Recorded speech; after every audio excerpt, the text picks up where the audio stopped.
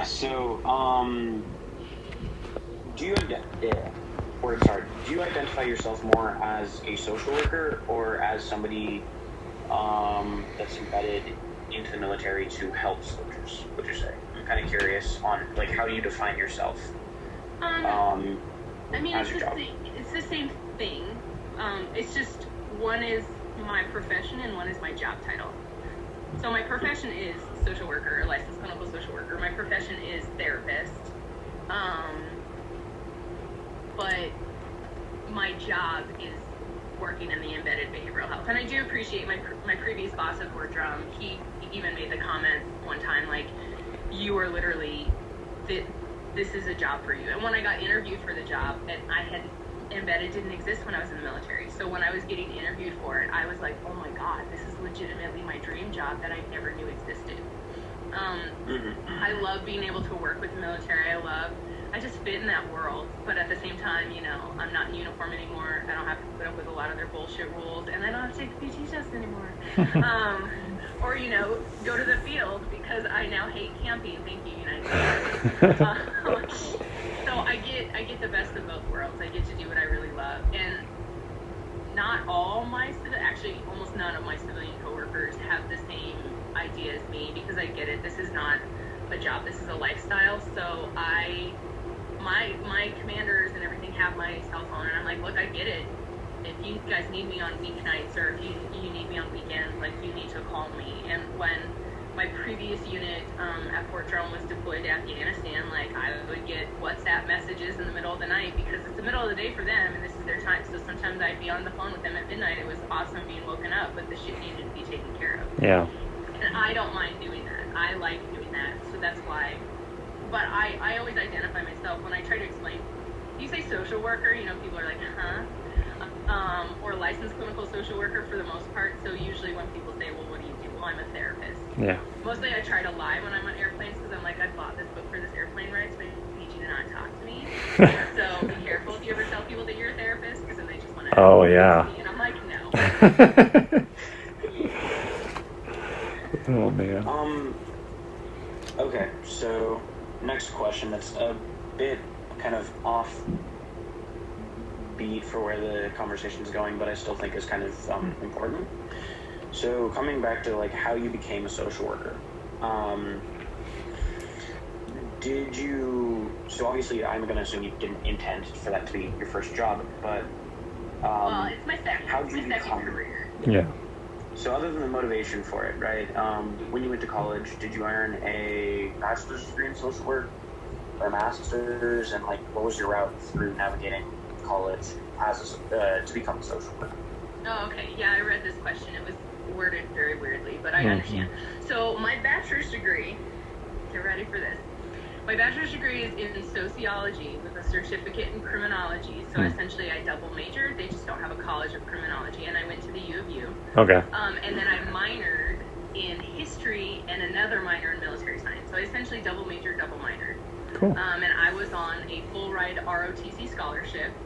So I love sociology and I love criminology. And everybody says, oh, so you're going to be working in criminal justice. I'm like, no, darling. Criminology is I study the criminal. Yeah. And so, like, my main area of focus, and it still freaks out my dad to this day, was serial killers. And so, I know, totally off base. And then my job in the Army, I was what's called a chemo. So I was trained on chemical, biological, radiological, nuclear weapons, and decontamination. What? Yeah. Yeah. No, that was needs of the Army. And then how much I did my job, I mean, I did it for like the first year and a half, and then after that, the chemo is like the catch-all. Hence why I was a battle captain while I was a safety officer. I was the assistant. I was the assistant to training and operations for an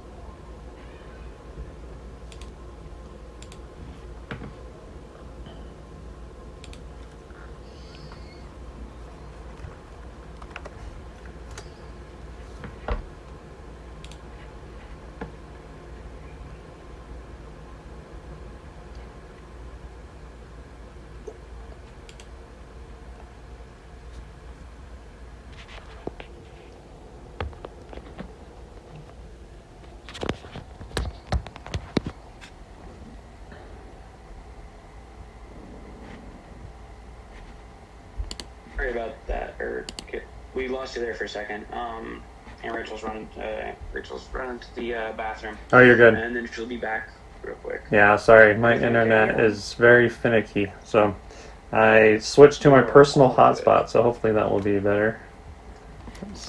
Been there, done that. Mine went out for like a solid, 16 hours yesterday. It was horrible. Oh, man. I don't know. We're like right next to a whole bunch of places that have great internet, but I literally am the one spot in this city that has bad internet, and we can't get anything good. It's awful. Devin, I know that you really did that on purpose because you wanted to give me an intermission. Yeah, I was like, it's time for a pee break.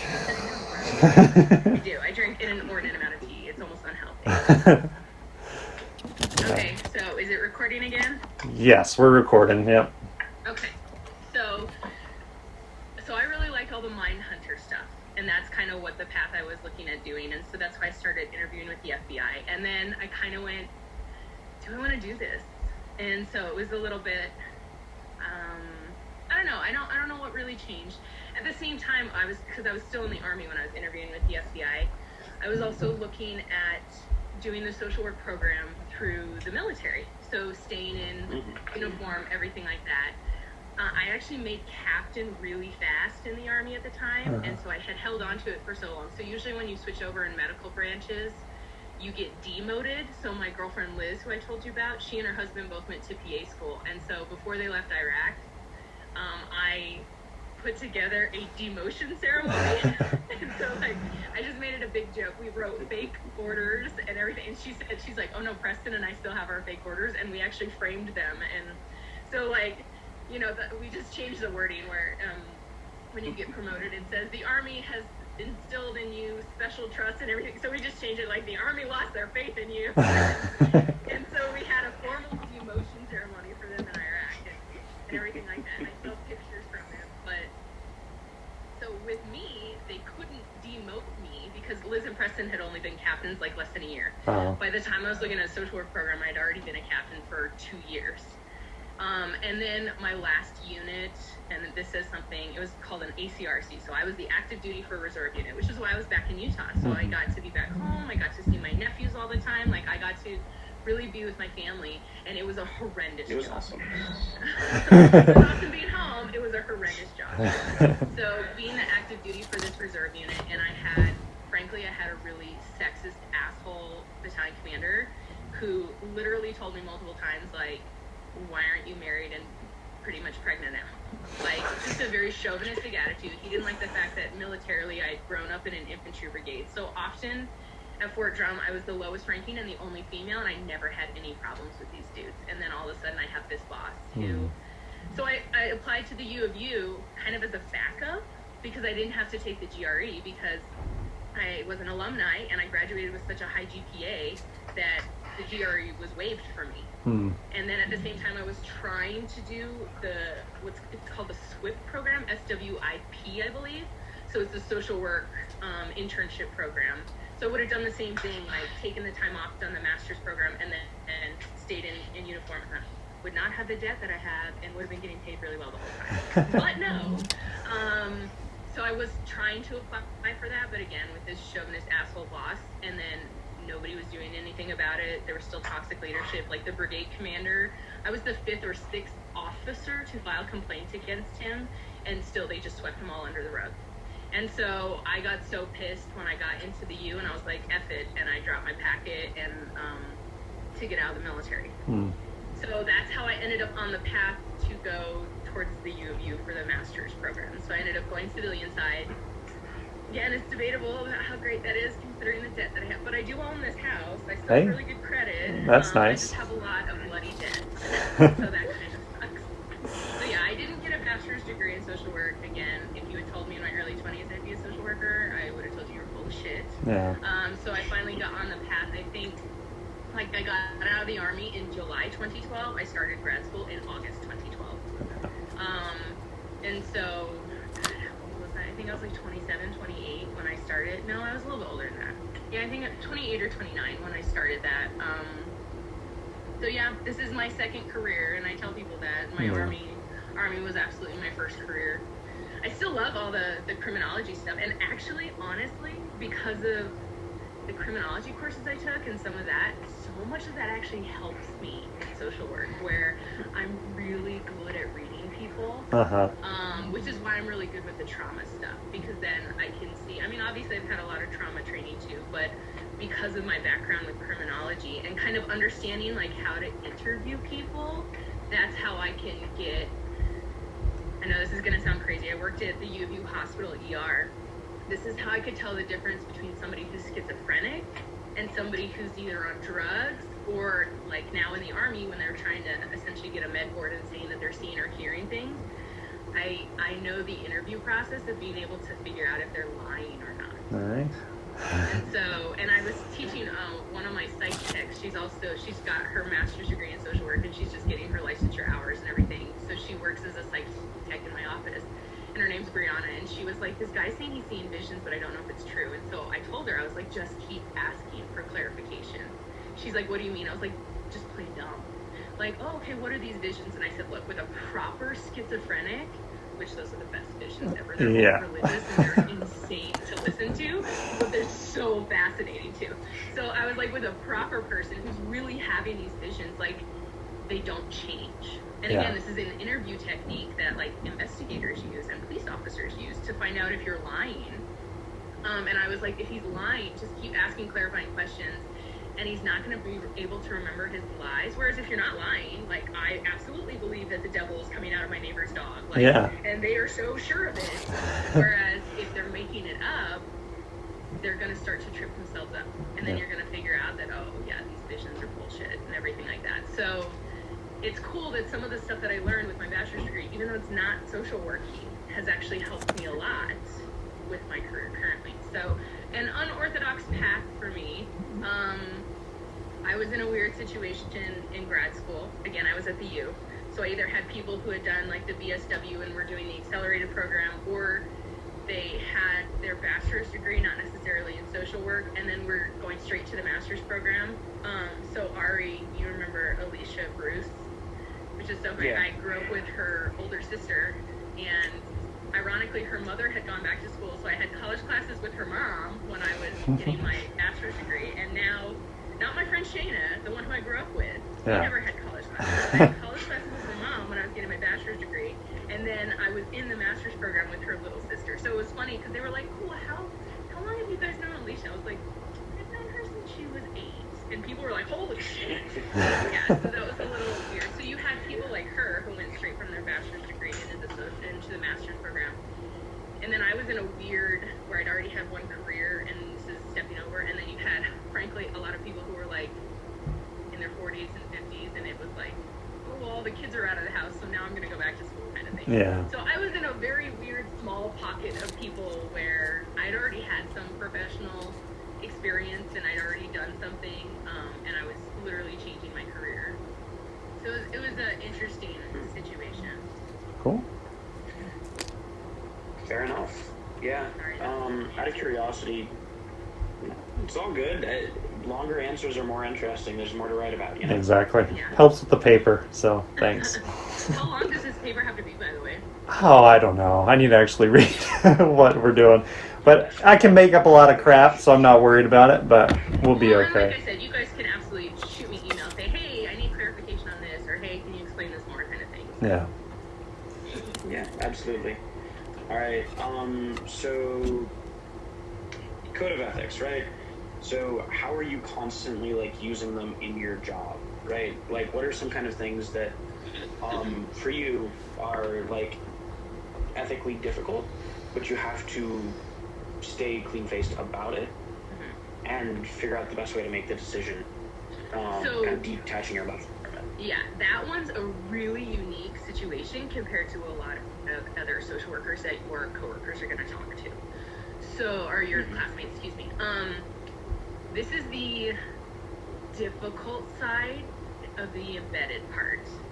So being embedded behavioral health, obviously you've got HIPAA and everything like that, where you can only tell people so much. So I often tell my company commanders, so I'll have a meeting with all my company commanders and all their first sergeants, and then like my battalion commander, my command sergeant majors, sometimes is my XO. And I tell them all the time, you can tell me everything, I can only tell you some things. So oftentimes if it's like, hey, we're talking about a certain company, and I'm like, hey, have you talked to this soldier before? Like, or I'll tell the company commander, maybe you should go check on that soldier. And a lot of times they're like, why? And I say, because I think you should check on that soldier. Because I know that soldier was in my office earlier this week and is hating life, is going through a divorce, is super upset at work, might even be a little bit suicidal, but not enough for me to have to report it. But it's worrisome enough that I'm like, hey, company commander, I need you to do your job as a leader and go talk to him. So I just say, hey, go talk to that soldier. And it's funny because I'll have some company commanders who are like, Roger, got it, and they write it down. And there are others who are like, well, why? Well, why? And I'm like, I'm not going to fucking tell you. I just need you to go do your job as a leader and talk to them. And so it is a fine line when it comes to the ethics with that, because I really do have dual relationships constantly, which is abnormal in the normal social work world. And it's not even dual relationships; it's almost like triple relationships here, because I have the relationship with the client, but then I have the responsibility to the Army and to the battalion, and generally the responsibility to the Army overall of, is this person safe to do their job? Like, can they have a weapon in their hand? Like, it's a gray line if I know that they're using substances, because, you know, I can't. It's interesting. You see different code of ethics when it comes to that. Like, yeah, you have your normal social work code of ethics, which would be like, nope, you can't do that. But then it's different in the military, because you have to worry about safety and everything. So if I know that this dude is smoking marijuana all the time, and I also know that he's going to the field next week for a live fire, like, what is my ethical responsibility? So it is difficult, and this is the biggest thing that with the ethics is, this is not a decision for you. You need to go talk to people. You need to go talk to your coworkers. You need to go talk, like, I'll talk to my clinic chief. Like, hey, I get it that this technically might be seen as a HIPAA violation.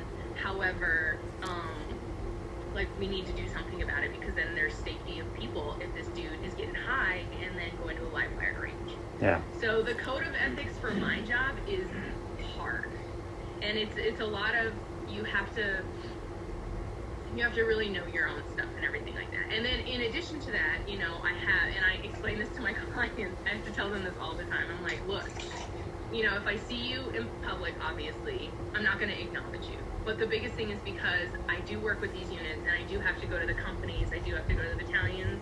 I try to go to, like, events that they have going on. So kind of like the chaplain. Nobody's afraid of the chaplain, because the chaplain's always walking around and talking to everybody. So we're trying to make it where I don't want people to be afraid of Rachel in behavioral health, because I see her all the time and she's easy to talk to, and so I recognize her, kind of thing.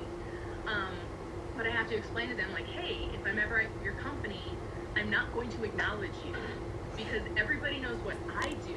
Nobody knows how you know me. Yeah. And so I'm like, I'm not being an asshole. And I literally have to explain that to them, like, I'm not being a jerk. Again, everybody knows what I do. They don't know how you know me. But obviously, if they're doing, like, a family day and you want me to meet your spouse, absolutely, you can always come to me. Just realize I'm not going to acknowledge you. So there's that difficulty too. You know, like I said, it's hard in this job. So you have to have your own thing. And then I joke around, like with my coworkers. I was joking the other day. I had a soldier in my office about the COVID shot stuff. Like, oh, I'm trying to get an exemption. And I'm like, dude, let's talk about all the shit that the Army already puts in your body. Like, if somebody took my blood, it's like a cesspool of vaccinations that I have had. So when they were like, hey, we're offering the COVID shot, you can voluntarily take it first, I immediately emailed my department head back. And this is at Fort Drum. And I was like, sure, when do I need to go? He was like, wow, that was a really fast one. I'm like, seriously? Like, they gave me smallpox so I can deploy. Like, I'm fine. Just give me another vaccination. Yeah. So I think it's ridiculous. And their reasoning is a lot of pseudoscience, and that because this is happening, like, this is a good thing that we joke around. It's a good thing that we have the mask on. Because then I literally say in my head, like, professional face. Because I'm trying to control, like, you're a fucking idiot. Yeah. But at the same time, the Army, I actually had a major in ROTC. She's actually, I think, at least a 1-star general. She might be a 2-star general now. she told me when I think I was a freshman in college, she said, Cadet Evans, we need to talk to you about controlling your eyebrows. Because apparently I'm a very, I respond a lot with my eyebrows. So her teaching me that before in the military is actually what has helped me professionally as a social worker more so. Because then I think about it and I literally think about controlling my face because I'm like, the words that are coming out of this idiot's mouth right now. And it is hard. You're always going to have that. As much as you're going to have people in the social work program saying, I'm not judgmental. No, social workers are the most judgmental fucking people on the planet. And frankly, they're really nasty. Like, I've never, the social type problems, like, I didn't deal with this crap in junior high and high school. Mm-hmm. I've dealt with it non-stop since I was in the master's of social work program. Like, these are the most judgmental, mean people. And it's like, you're so great to your clients, and then you treat your coworkers like shit. Oh, man. And so it's unfortunate, and it's really hard. And I mean, even with my office here, I'm like, I love my job. I love working with the battalions. I really dislike most of my coworkers. So I just need to hide in my office, apparently. So just focus on work and do what I need to do. Again, this is my dream job. I love it. The people I work with are just mean and judgmental. So be honest if you're going to go get your master's degree in social work. Don't be one of those social workers who says, I'm not judgmental. You are. You're fucking judgmental. You just act like you're not. Yeah. So it's totally okay that you have this opinion. the shit that's coming out of this dude's mouth is ridiculous. But that's one of those things where, you know what, you can call my mom and you can have her voice in your head because she's been saying it to me since I was 4. She said it to Ari multiple times. It's okay to think it. It's not okay to say it. Also very helpful in the social work world. Yeah. And so it's one of those things where you have to try to control it. And that is hard with the code of ethics and everything. You do have to keep your personal bias, but that's where it's important that you have somebody who you can talk to, because there's been plenty of times I get done with a client, I go straight to my coworker's office and be like, this idiot. And then, I let my stuff out and then I go see the next client. So you do need to have that kind of decompression button to be able to let that out, so then you don't let it out at the client. Yeah. But it is hard with the code of ethics with my job specifically. I mean, when I worked at ER, it was very black and white. Like, we didn't have a gray area when it came to ethics there, because you know HIPAA and you know it's not. Like, you know what you can do, you know what you can't.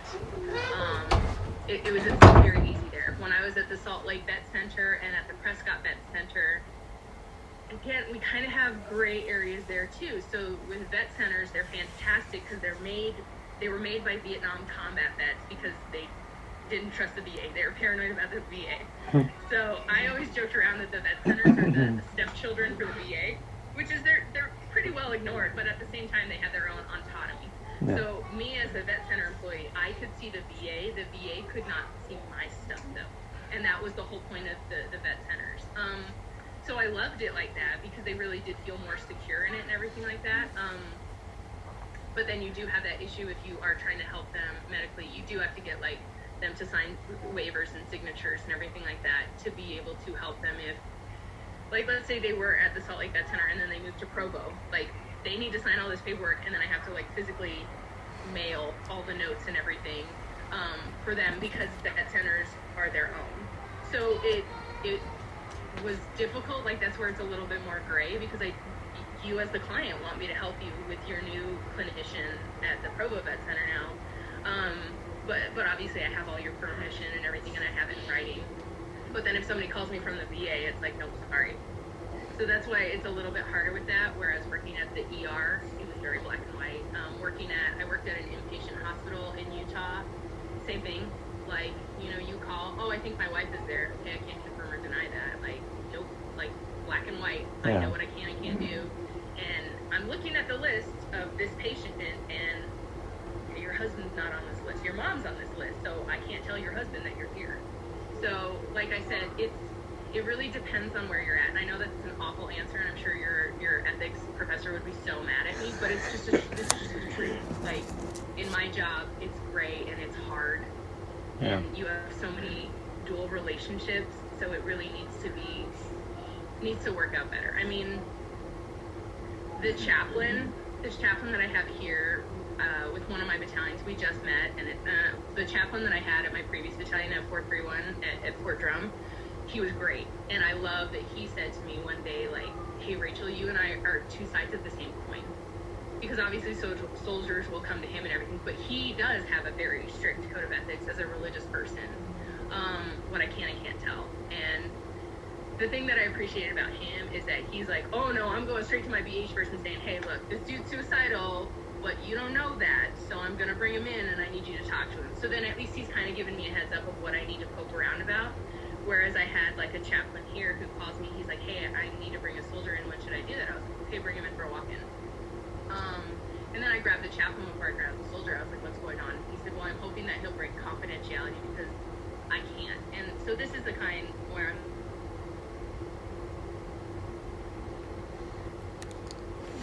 I'm a FAB case, which is a family advocacy, which is essentially CPS. So there were concerns about child abuse or child neglect from his ex-girlfriend with their infant. And so that's where I'm like, okay, I really do need to look up this regulation because that is where him as a chaplain can absolutely break confidentiality. So that's where I was a little annoyed by it. And then I ended up having other walk-ins, so that was the one walk-in that I did not see that day. But yeah, usually when it comes to something like that, so like I said, with the chaplain has something like that, but he can come in because I just kind of asked the questions and he kind of confirmed or denied. And I said, okay, is he suicidal? He said no. I said, is he homicidal? He said no. And I was like, does this have to do with family? And he said yes. And I said, okay. And on the paper, the soldier had written like something about his kid, being worried about his kid. I was like, okay, is this an abuse situation with this kid? And that's when the chaplain said potentially. I was like, cool, I got what I needed. So he was able to keep his confidentiality in his own personal code of ethics and his religious ecclesiastical code of ethics. I was still able to pull out what I needed. But again, that's still, I mean, there might be some ecclesiastical people who are like, no, you did the wrong thing, chaplain. Yeah. Or even for me, asking those questions. So you really have to understand the code of ethics better and figure out, like, what I need to do for my job. And I know that's, again, it's a really long answer, but that's because this is a really strange job. Whereas other jobs I've had, it was very black and white. Yeah. With this job specifically, it's not. And you're going to have that. Especially if you work in a hospital setting. Like, let's say you work at an old folks home. It's the same thing when I worked at the ER and inpatient. Very black and white. These are the people I'm allowed to talk to. These are not. Otherwise, cannot confirm or deny anything about this person. CPS, that's a very difficult thing, too. Okay, well, per court order, this parent isn't allowed to have any contact with these children or know anything about the children. So they call you, well, I know you're my kid's social worker. Okay, can't confirm it or deny that. So again, very black and white with some of these. My job, not so much. Even in the ER, like, I have an adult client who says whatever to me, and then their adult mother or adult father saying, well, what's going on with them? I don't have permission to talk to you, so I can't tell you that. And so again, more black and white. Yeah. But it is hard. Because at the same time, I can say some things to put adult mom at ease about adult daughter, like, at this time, they're not a danger to themselves or others. So pretty much, I'm not going to put your adult daughter inpatient, but she probably should go see an outpatient therapist. Yeah. You know, so it's, you can hint around it, skirt around it. Again, your ethics professor's going to get so mad at me. But you have to be able to, it's important to understand the code of ethics to see where you need to take that little bit, skirting the fine line on that for the benefit of the client. So, and then again, that's why I'm saying, like, with the tri-relationships, because the Army is my client and the soldier is my client and the unit is my client. So where do my code of ethics go? And so it is hard with my job where I have to figure out what I can and can't do, which again is why it's always like, hey, you guys can tell me everything. So the more information you give me, the more I can help in this situation without having to divulge anything.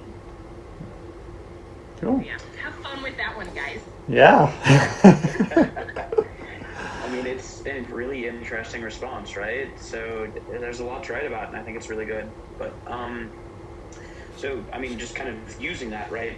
Would you say that's one of the more difficult parts of being a social worker, or is there something that you struggle more with just in your job right now that's just making it really difficult, and what are the best parts of it? So we'll start with the negative so we can end on a positive. Obviously, yes, I told you some of the complications and the frustrations when it comes to the code of ethics. It is hard, again, because of all the not even dual, the tri relationships that I have with this job. Like I said, probably the biggest and most difficult part that I've had my entire time as a social worker has been I am an abnormal personality for social work. Most social workers are introverted. Most of them are quite quiet. Ask Ari. I'm fucking loud. I have a mouth like an infantryman. I'm very extroverted. I will talk to anybody and everybody. Like, I just have a very big personality. I have a very forthright personality. And unfortunately, with how society is today, and especially social workers, they take any bit of forthrightness as aggressive. And I'm like, I'm not being fucking aggressive. If I'm going to be aggressive, you're going to know I'm being aggressive, and I'm not an aggressive person. I mean, you can ask Ari, in his 19 years of life, he could probably maybe put on two hands, maybe how many times I've yelled at him. And then if we take out the times that I've yelled for either volume or safety, and now we're down to maybe one hand. Like, I'm not a yeller. I'm not an aggressive person. I don't need to yell. I absolutely have that military decorum where I have a command voice and everything.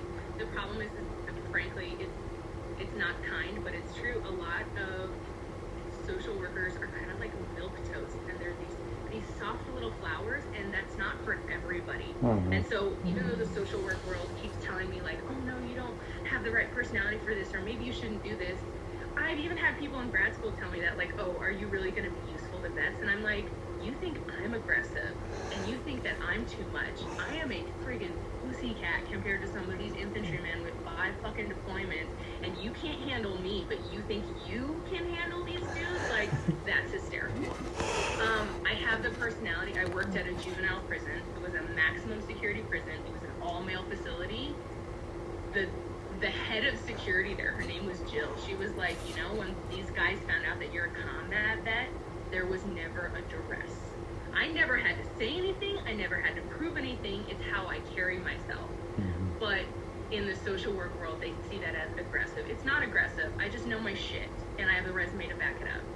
And so that's definitely been the hardest thing for me, is that it's my personality, because never in my life have I been told I'm not approachable until I've been dealing with other behavioral health people.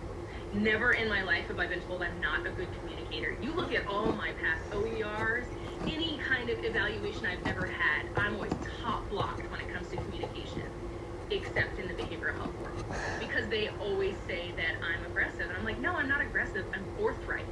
I'm not going to sugarcoat it. I'm not, mind you, I'm different with clients. I mean, I'm different with Ari than I am with his little brother, because I have to be. Yeah. With Ari, I can be more firm and tough. With his little brother, that does not work for him. I have to speak differently to all my nieces and nephews because of their personalities. It's the same thing that you're going to learn with time when it comes to your clients. This is a client I can be softer with. This is a client I could say, you're full of shit. Now, why don't we start talking about something real? But it's knowing. And I mean, I even had coworkers who have said, like I worked at Barnes & Noble when I was in grad school, just a part-time job. And they were like, some of the things that you can say to people, but you can get away with it because of your personality.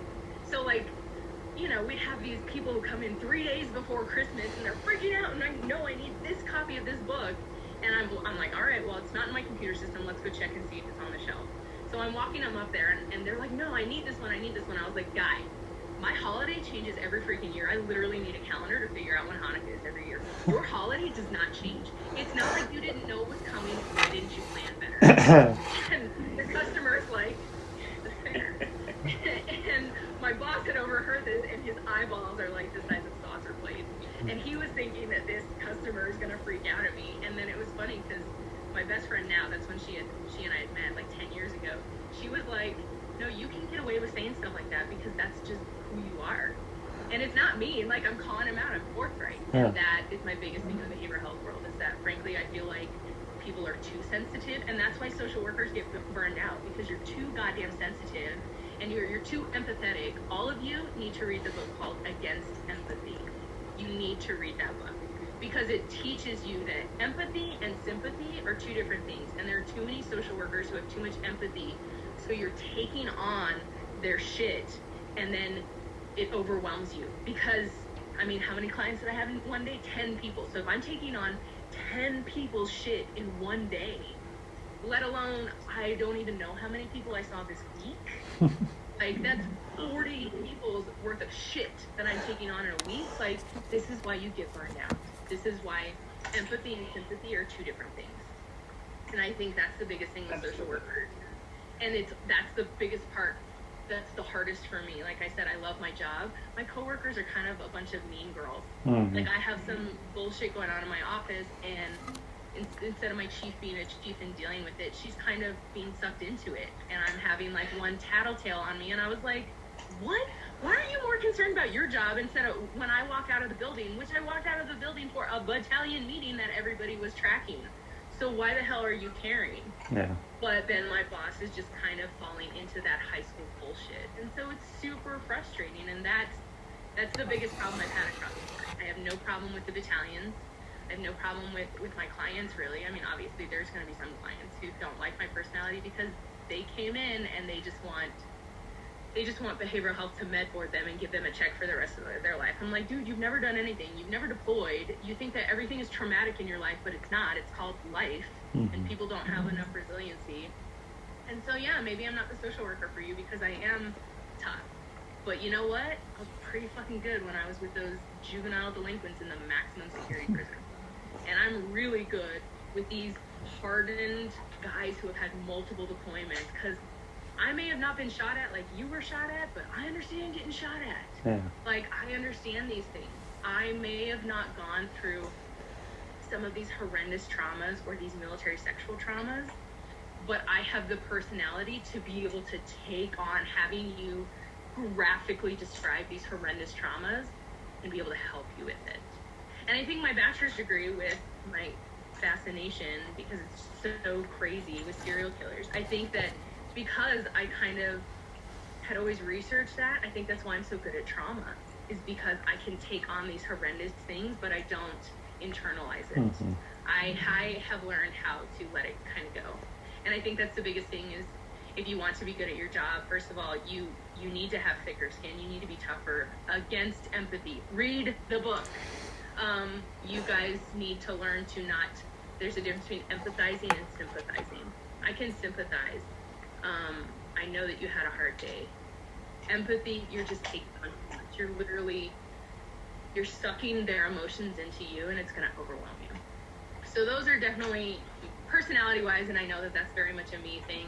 I think Ari actually has a calmer, more subdued personality. It's more of a social worker personality than my personality.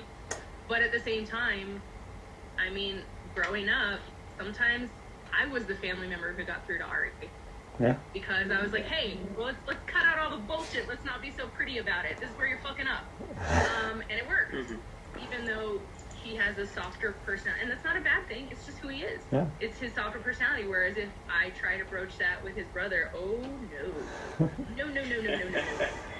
That is not he good. has a softer personality, but it's a different kind of soft personality. Yeah. And so you learn how to read people better, and you learn how to address them differently. I mean, it's the same thing even with all the rest of the aunts and uncles in this family. I know which siblings I can be like, you're a dick, and there's other siblings where I have to approach kinder and gentler. I think that that's the biggest problem in the social work world, is that they teach that in the program, that this is how you're supposed to be and that's it, and they don't let your natural personality come out. I worked at a clinic before I got the job with the Army, and one of my coworkers, I worked with Mom, and he worked with the son. And Mom was there. I think I had seen her like the day before, and her appointment was the next day. And I just happened to be in the front office, like photocopying something or whatever. And she and I had a good banter, and she starts making the comments or making the jokes of, oh, Rachel and her attitude or something like that. And she's laughing, and I turned around and I was like, damn right, I have an attitude. And it was funny because after she left, my coworker was like, how do you have that relationship with your client? And I was like, dude, that's just my personality. Like, and it so worked. Like, I had such a great relationship with this client, and it helped her so much. It helped her be a better mom to a son and everything like that. And then because my coworker and I work with family, like we could kind of case staff with each other to help our clients better. But at the same time, if she had gone with him and if I had gotten son, and I really like working with teenagers, I don't think it would have worked as well. Because sometimes it very much is personality with who you can work with and who you can be with. Like I know I don't have personality for CPS, and frankly, I don't really like working with geriatric people. Like I don't mind working with vets because I'm used to them, but I don't have the patience for that. Mm-hmm. Whereas again, you give me these traumatized people, oh my God, you give me borderlines, and I will take them to a point. I mean, I just got a new one the other day, and I'm like, all right, let's play this game. But you do learn, you understand. Like I said, in the prison system, I would absolutely have stayed in Utah working in the prison system if the pay wasn't such shit. And that's just a fact. Like I don't mind working with them. I only work with certain criminals. Like I won't work with perpetrators of sex crimes, mostly because I've worked with so many victims of sex crimes. So I know I don't have any form of empathy or sympathy working with perpetrators. So I'm like, nope. Yeah. And you kind of learn that, like, where am I good and where am I bad? I was super afraid of working with battered women because I am such a strong woman, and I'm like, all I want to do is shake this woman, and that's exactly what she doesn't need. Yeah. But one of my bosses, when I worked at the Salt Lake Vet Center, he said, no, you're the woman who needs to work with battered women. And I was like, I don't want to do this. And he's like, no, I'm going to need you to take this client. And he was totally right. I actually love working with them because I am a strong woman. Obviously, I start off a lot softer with them as we're working through the trauma and everything. But God, you get to see them blossom and they become this powerful woman. And it just like, holy shit, he was right. Like, I need to work with these kind of women. And he's like, because you are already so strong naturally that just how you are naturally, you help them grow. And so you learn that when you're going through all this stuff. Like, where am I good? Where am I bad? Where I'm not good with substance users. I get when it's a part of the trauma, but I'm not good when it's at the actual diagnosis because it's just too frustrating for me. And like I get that it's a clinical thing, but it's also a lot of choices. And my girlfriend who works in Sudbury would murder me right now if I said that. Like we've had this disagreement so many times. There's still a lot of choice when it comes to that. And so that's what frustrates me with it. And I'm like, you're still choosing to drink or whatever. Like, literally, you lost your family, you lost your house, you lost your dog. Your life is a country song, and yet you're still choosing to do this. And yet, again, she would get so mad at me because she's like, it's a clinical thing. Like, you have to understand addiction. And I'm like, I do understand it. Like, I do understand diagnostically. Yeah. I do not understand, like, personality-wise. And so it is hard for me. But I know that. I know that that is a weakness, and it's not something I do. Whereas I've had trauma clients who are drinking a methyl, and I'm like, hey, sugar, you want to work on this trauma, we got to stop drinking. And they do. And they're fine. Because it was not an addiction for them. It was their own medication. So you kind of... Yeah, exactly. It was their way of trying to deal with it. And I'm like, no, because if you're still foggy from drinking so much and all this other stuff, like, we're not going to get through anything. And so then once they're like, no, I need to work on this, I want to make this better, let's do it. So those are definitely the negative parts. I think the biggest thing is, like I said, personality-wise. And I think across the board, social workers need to change and colleges need to change on saying, like, this is how you need to fit in this box, because I don't think that's true at all. Because if everybody fit in that box, the people who need help, like, I would not fit with a therapist. Hey, tell me how you're feeling. Yeah. How's everything going? I'd be like, right now I feel like you're being fucking condescending and you're not helpful. And I mean, that's how it was too in grad school. I'm like, I don't understand what you're doing because not everybody needs that. Absolutely, some people need that. But the reason why I work really good with teenagers is because I treat them like people, not like they're a stupid idiot kid. I'll tell them that they're a stupid idiot kid, but I still treat them like people. And I had great relationships with all my teenagers. Like, I loved working with them because I treated them like a person and not like a child. Yeah. And some of these softer people are like, oh, but you're only 14. And I know you think that this is the love of your life. Absolutely, they think this is the love of their life, and it's just the first heartbreak.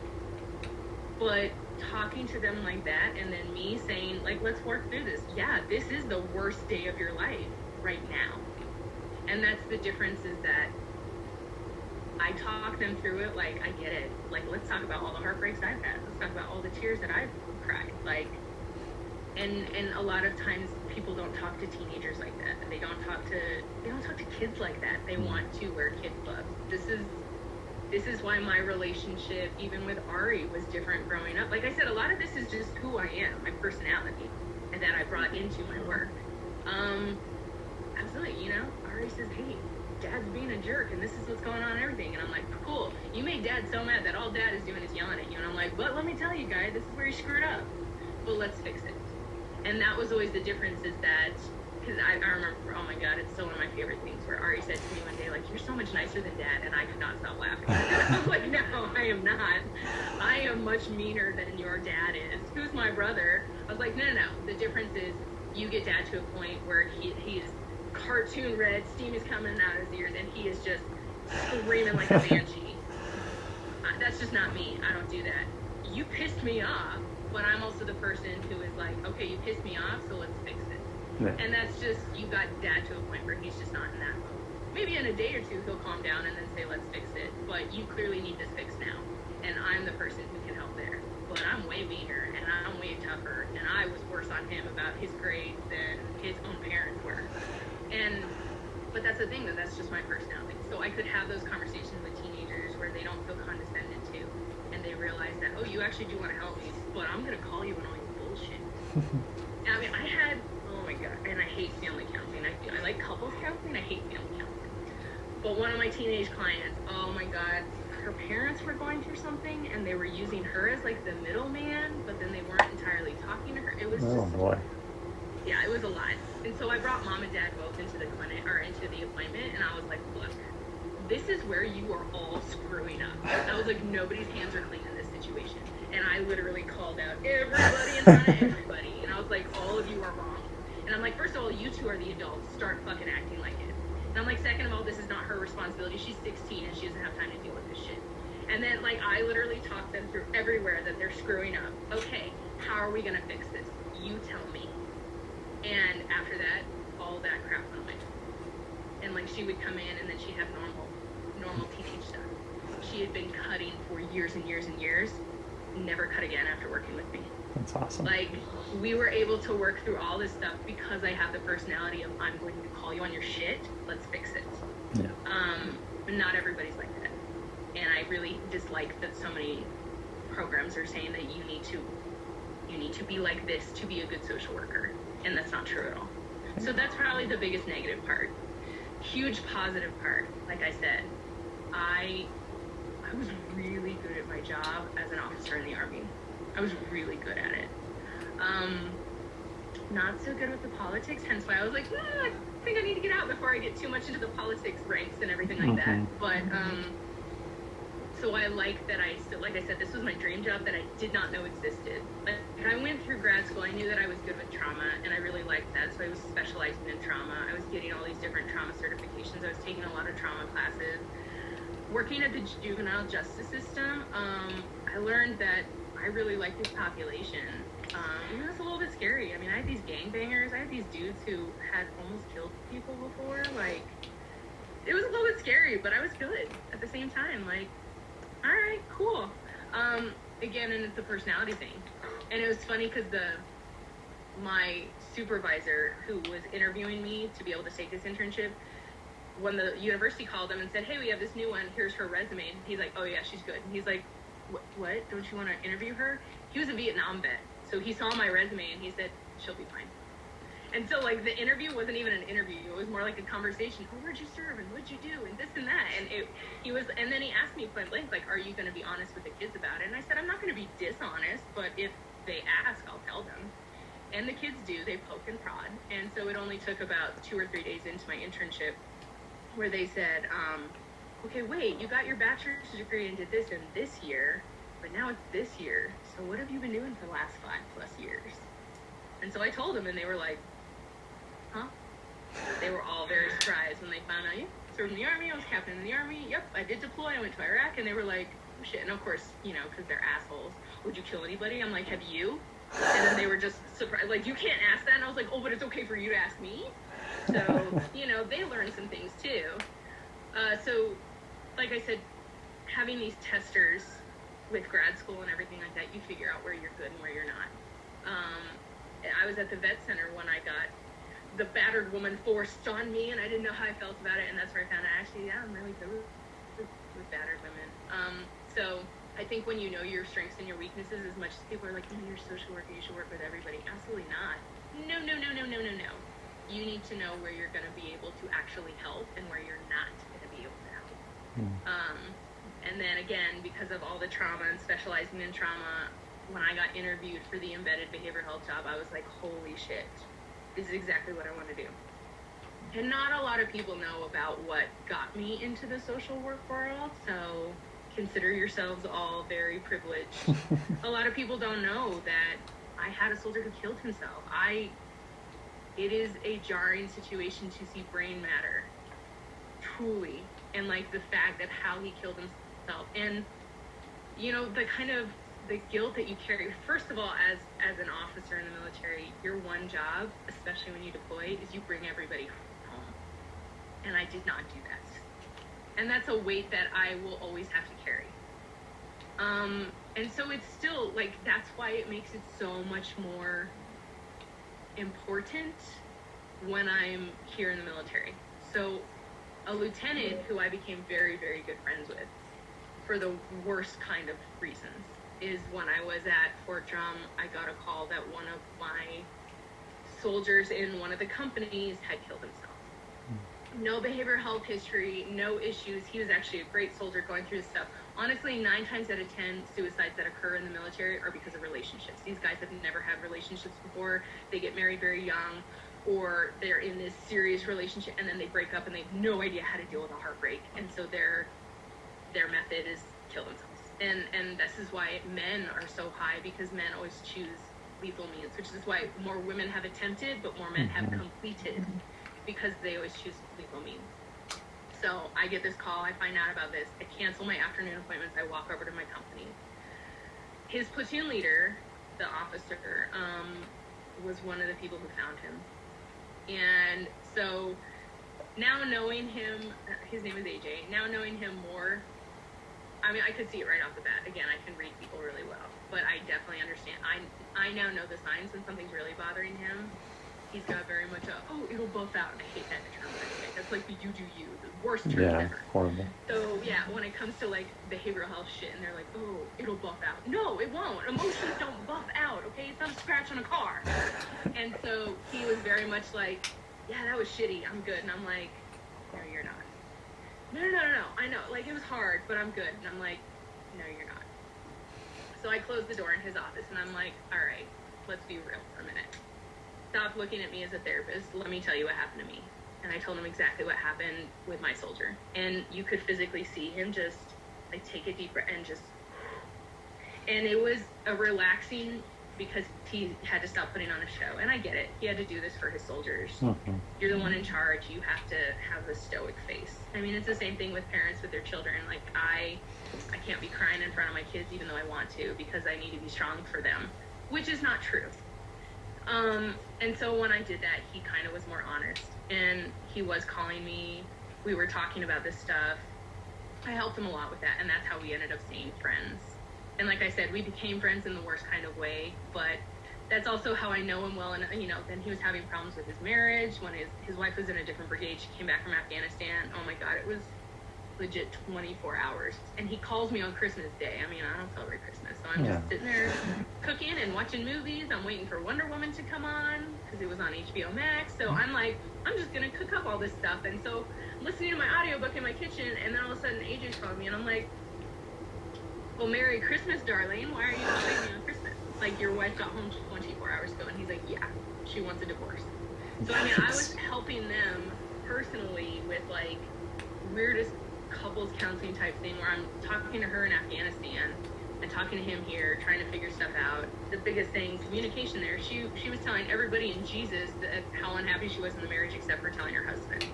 So every time I talked to her, I was doing that. And see, here's the ethics thing too. Even though it was like a personal thing, he's my friend, and there's so many ways that I want to say, babe, you gotta run, or like you need to. So I was like hinting at like, hey, maybe you just need to prepare yourself for in case something doesn't work out when she gets home. So I was trying to prep him for this without saying, dude, she's gonna leave you when she gets home. At the same time, I'm trying to tell her like, you need to be bloody honest with your husband. So him calling up me on Christmas Day, I was surprised but not surprised. But again, because we had that relationship with me being honest with him, he understood that I got it.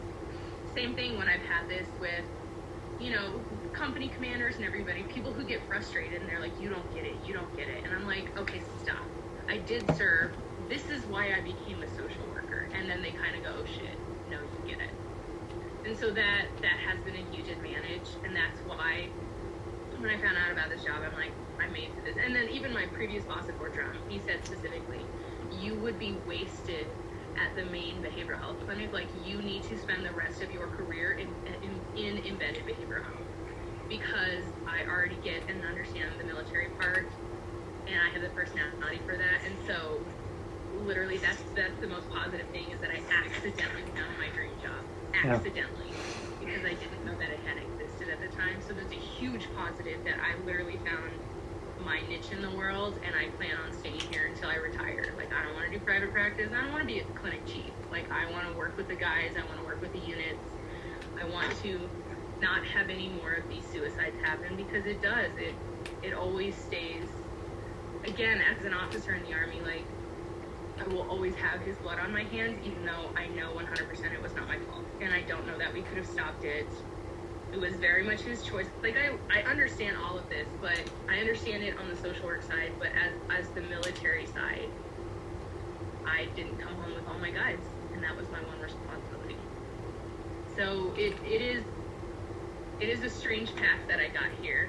That was an unexpected path, but there are some positives to that because of all my first career experiences. It's really helped me with this. I mean, that's why, like, the best substance use counselors are guys who had substance issues.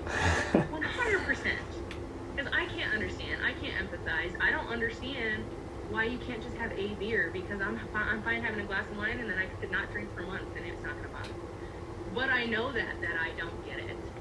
Which is why substance users who finally hit their rock bottom and got clean and are doing amazing in life are the best substance use counselors. The best. Kids who have gone through the foster care system and gone through shitty situations, who had legitimately hard childhoods, not like everybody's, oh my god, my childhood was the worst. No, it really wasn't, okay? You always had food on your table, you had video games, like you did not have a hard childhood. Oh my god, your parents punished you while you were being a dick, like that's their job. As opposed to these kids who have been through the foster care system, who were horribly abused in some way or shape. Like, if they are willing to work through their stuff and everything, they sometimes are the best kind of people to be able to work. Like, they get it, and the foster care kids are going to actually be able to talk to them the same way that these soldiers can actually talk to me. And so it really is, and I'm not saying you can't empathize or sympathize, or you might not be really good working in CPS or working with foster care kids, even though you had a Leave It to Beaver childhood. I'm just saying that sometimes what you consider a weakness is actually a strength in this field. So it's something to think about when it comes to looking at what you want to do. Well, thanks. It actually feels good, because I'm like, I feel so directed. I feel like I don't have a similar, I don't know, opinions in a lot of social work people, and I'm like, oh, I don't know if I can sit with this garbage, but that's good. It's good to hear that honestly, there's a place. I was part of the NASW because you need to be for school. Yeah. And then honestly, when I was fully licensed, I was like, I'm good, I'm kind of tired, because I don't agree with a lot of the stuff. Yeah. And I think that's the one thing too with social work world. They say that you know, you have to be so open, but they're not. They're so polarizing. And it's like, if you don't support all of these social injustices, you have to support Black Lives Matter and this and that and the other thing. And it's like, no, I'm still human and I still have an opinion. And it doesn't mean I'm not supporting Black Lives Matter. I'm saying that there's parts of it that, like the violence, like guess what? The Black Panthers had a great idea too, and they were horribly violent. And then you see a lot of that in Black Lives Matter. I totally support the main message. I totally support that. I don't support your actions. Yeah. And so that's the problem that I've seen in social work. Exactly that. Like, I don't fit because you want me to be polarizing only over here where it's not. Like, whatever, I can register in this party or that party to vote, but I'm going to vote for the person who's making the most sense. And sometimes that might be a Republican, and sometimes that might be a Democrat, and sometimes it might be an independent. Yeah. But I'm going to look at it from my point of view, not from yours. And that's, yes, you have to be part of the NASW once you first graduate. Yes, just pay the fees for a couple of years. Once you get into a job or you really don't need them anymore after you're fully licensed, you don't want to be a part of it, don't be a part of it. And I am a person who doesn't want to be a part of it because I don't agree with their polarizing. Yeah. So, yeah, just realize you will be told if you stay in this program and get your master's degree, you will be told that there's something wrong with your personality and that it's not okay. Then just call me and say, hey, I need that validation again, that I'm just as bitchy as Rachel is. I'm okay with it. Heck yeah. All right. Alrighty, on that note, I think that's everything, unless I'm spacing things out. Let's see. Let me see the questions, because I took the pictures. Yeah, let me look through. So, current job, field of social work practice, how long have you worked in it? Do you identify yourself as Wow, it was 10:30 already. Sorry. When did you decide to become? Code of ethics. Do they integrate generalist social work practice into your daily practice? Oh, we didn't answer that one. I don't even know. I don't think I actually asked that one. Okay, so do they integrate generalist social work practice into your daily practice? What theoretical perspective is most common in their practice? Have they heard of the strengths perspective? How do they utilize it? If not, inform your interventions of that perspective and ask why. What do you think? So I've never heard that term strengths perspective, so explain that to me. Devin, do you mind tackling that? Just because I have to more or less start moving while still being in the call, if that's chill. Oh yeah, that's fine. I actually don't know what it is. Strengths Okay, well, that's perspective. something, if you guys want to get back to me on that one. My I goodness. feel like the strengths perspective is kind of exactly what I talked to you guys about knowing what your Yeah, strengths are, what your that's what I weaknesses was are. thinking. So, I mean, so look into it. If I didn't answer that question, let me know and we can do that. I think I don't understand what they mean by do they integrate generalist social work practice into your daily practice. I mean, oh, and Ari disappeared. I mean, it is. I'm still here. Okay. Oh, okay.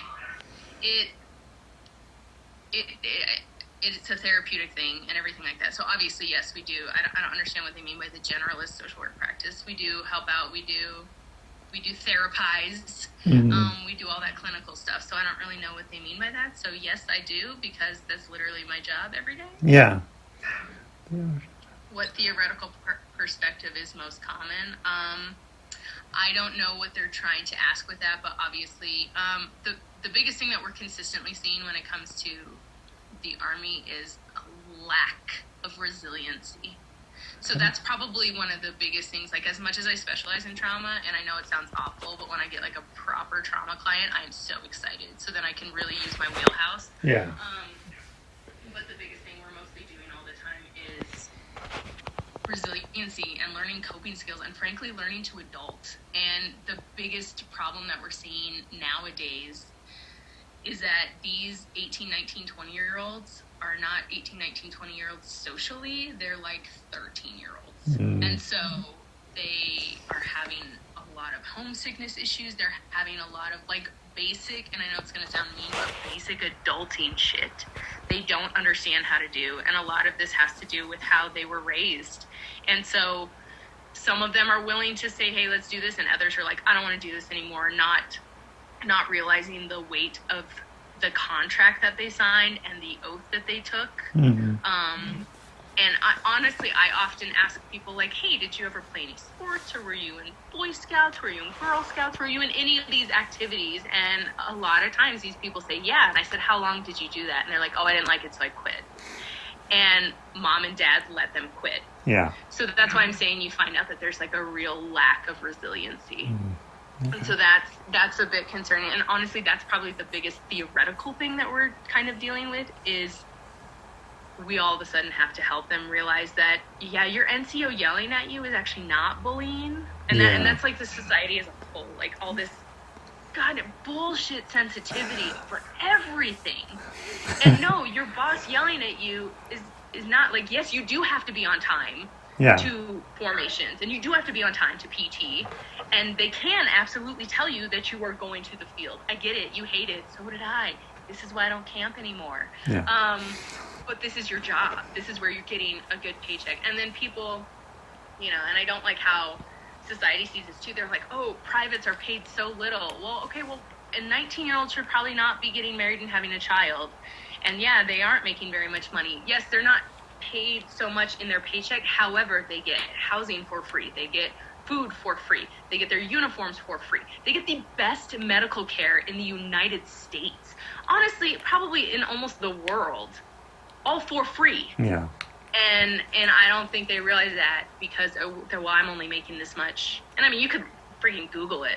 How much does an E1 make in their first year of service? Like, you can see how much money they make. Yeah. And, but if we were giving them that amount of money in the civilian world, you have to pay for rent, you have to pay for car insurance, you have to pay for your phone, you have to pay for your cable, you have to pay for your groceries. And I'm like, yeah, you would literally have no money. But because you're getting so much for free, and I think that's the biggest thing is that they're not understanding that. And then they don't like it. They don't have the resiliency. Well, this is not Walmart. You can't just quit. And it takes a lot of paperwork to be able to get you to just quit. And then, unfortunately, and this is a frustration part, we actually had a Army-wide sensing session, and I brought this up, that behavioral health has done a disservice to the Army because for years now, these guys come in and we give them med boards. Or we give them what's called the Chapter 517, which just kind of gives them an easy out of the Army, so you don't have to fulfill your responsibility or whatever, and you don't have any kind of dishonor. You don't have a negative exit from the military. Like, you're still considered honorable, and so you still get benefits that really I don't think you're entitled to. I don't think that you should get any kind of money for school because you didn't serve out your first contract and all that stuff. And it's behavioral health's fault. 100%, because they've done that, is that they've constantly like, oh, well, you come here, okay, I'll listen to your sob story and I'll help you quit your job. And so it's a bit frustrating when it comes to that. Again, personality wise, I'm the one who I can cut through a lot of that bullshit, and I realize that yes, you do have some stuff that happened in your life, like this extreme grief or something like I had a recent guy absolutely has extreme grief. He keeps saying I have PTSD. You don't even fit the diagnosis for acute stress disorder, let alone PTSD. No matter how many times you think you can list all the diagnoses, like checking all the boxes verbally for me, you actually don't fit any of them. Yeah. And I can tell that you're lying about your nightmares and sleep issues and everything. Again, a lot of my bachelor's degree stuff helps me a lot. And then, my boss is like, oh, well, I don't think you're giving them the clinical care that they need because he does have stuff. And I'm like, he does, absolutely, but he doesn't want to work on that stuff. He wants me to give him a PTSD diagnosis. Oh, and then, by the way, in the background, this guy has a sharp investigation for sexually harassing multiple women that he keeps fighting, and so that's why he thinks I can come to behavioral health and then they'll med board me and then they're not going to kick me out of the Army for sexually harassing. Here's the thing, though. When it comes to bad behavior like that, it absolutely can go up against a med board when it comes to the general, because the general makes the final decision. Oh, boo. You really think that he's going to give you a med board when you've been sexually harassing all these people? Like, regardless, he doesn't fit a med board situation.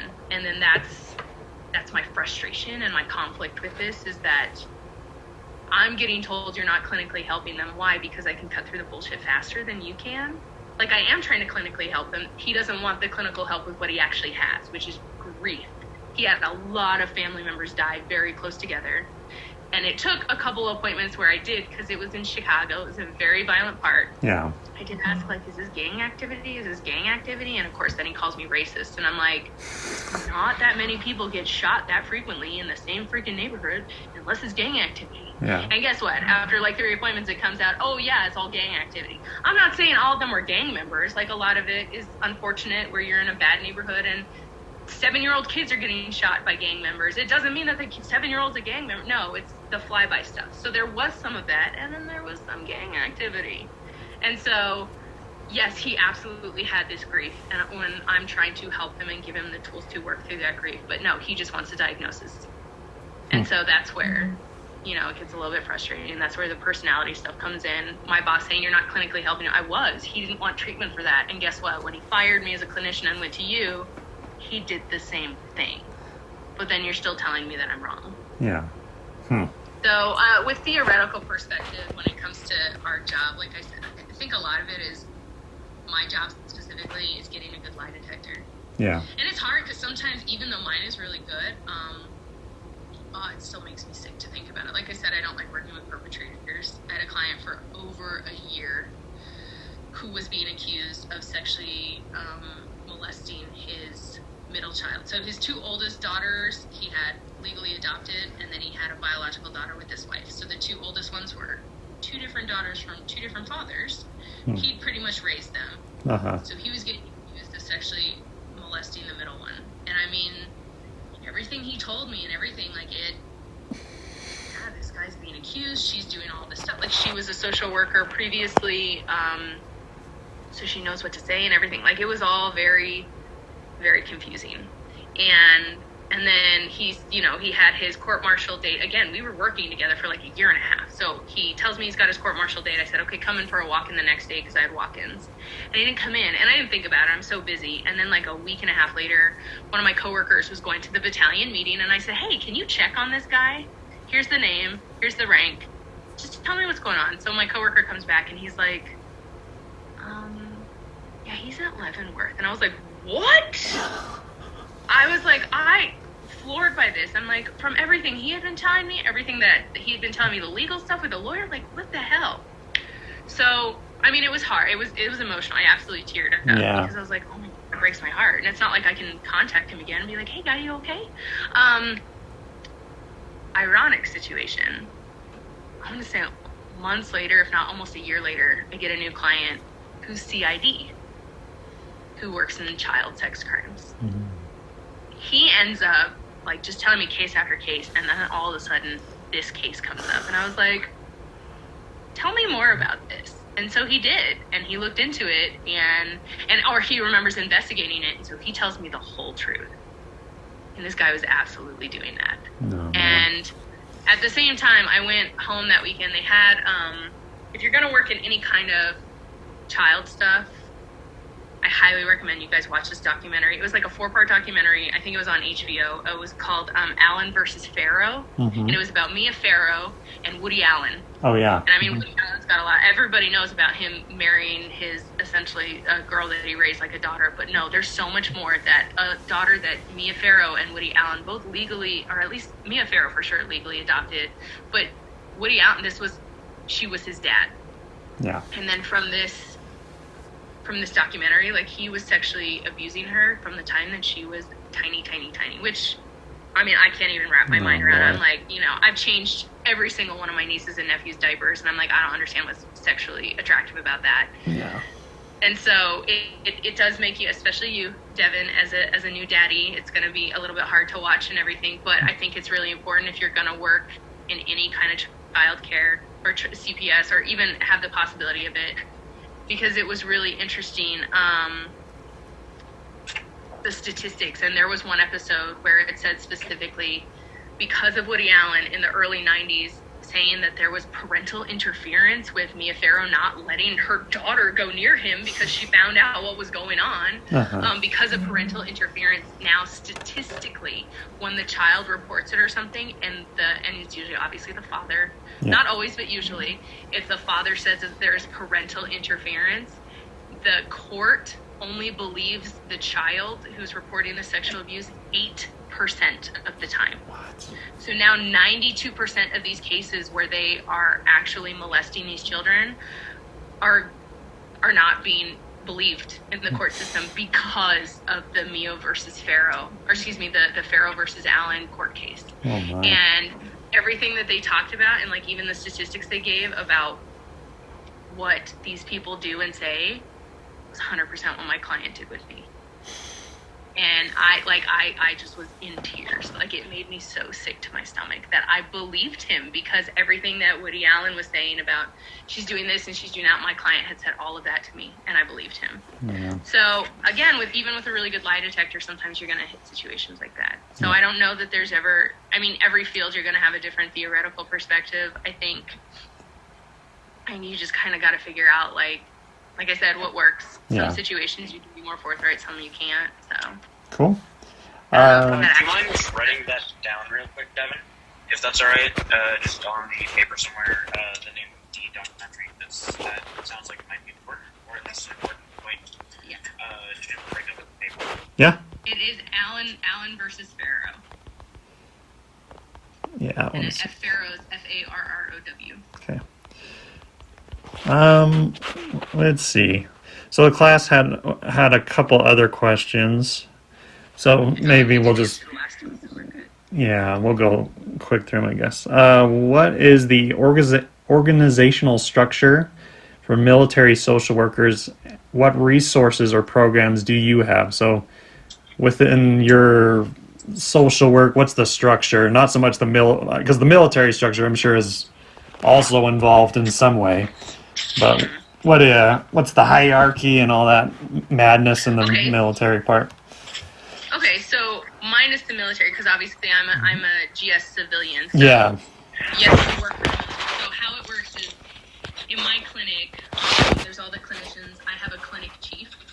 And Okay. so she's the boss of the clinic. And then we have a department chief. So I think there's 10 EBHs and then main behavioral health on post. And then the head of that is a major right now.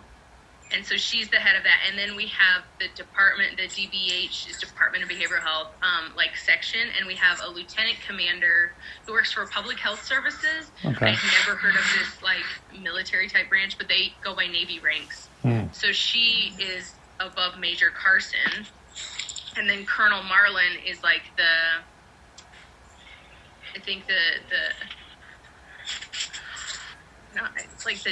can't remember, it's like a DCCN, something like that. So the director. Okay. And then, so with that, he's the director, and then you have all these other different directors. And then above Colonel Marlin is the hospital commander, which is, I believe he's a 1-star general.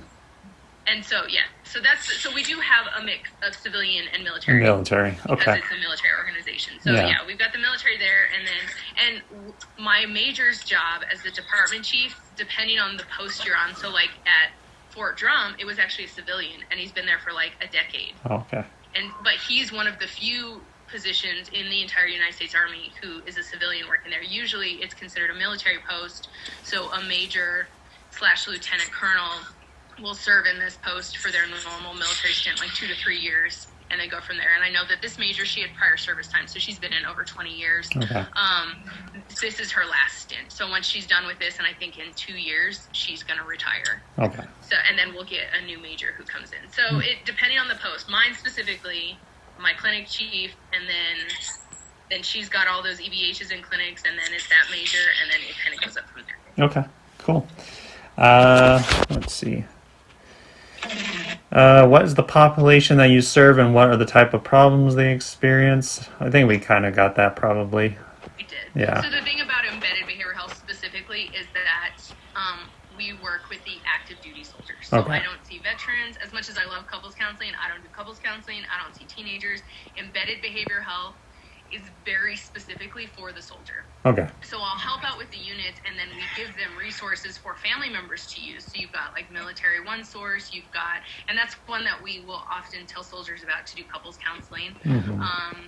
You've got stuff that you can do with TRICARE with the insurance on the market, stuff like that. But me specifically, embedded behavioral health specifically, are 100% just active duty soldiers. Okay, cool. What are the welfare laws that affect your service delivery? It doesn't with mine because I work for the government, so Nothing. it's a misnomer. Okay.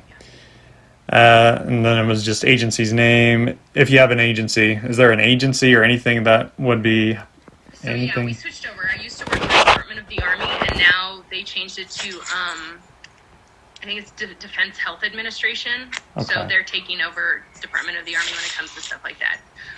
So yeah, I do work for the Defense Health Administration now. Okay. And then it goes from there.